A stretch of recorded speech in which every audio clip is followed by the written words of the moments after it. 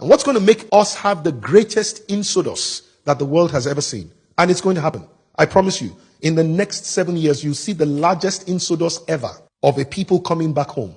And it's going to be because of something called good governance. Good governance is the bridge that we will all have to cross together. What does good governance mean? It means very simple. Having a critical mass of good people who have a right heart, who have the right vision, who have the character, who have the capacity to be able to take the best decisions for the rest of everyone. People like these men, they are there. But we need a critical mass of the Ben Bruces and the Peter Obis and the Senator Lafiagis. We need more than a few.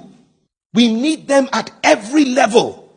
We need them at federal. We need them at state. We need them at local, especially local. And a movement has to be able to make that critical mass happen as quickly as possible. But then when you go talk to the people who are supposed to be the visionaries, the ones with capacity to be able to do this, the first thing they will say to you is, I don't have the money to go and bribe people. I say, why do you need to bribe them? I say, the people who don't need to be bribed don't have permanent voters cards. They don't vote. The ones that vote are financially induced to vote. You go and meet the people who have permanent voters cards that are enlightened, and they would say to you, the people that we want to vote for don't show up. So it's a conundrum. It's a vicious cycle. Those who should run are waiting for voters. Those who should vote are waiting for aspirants.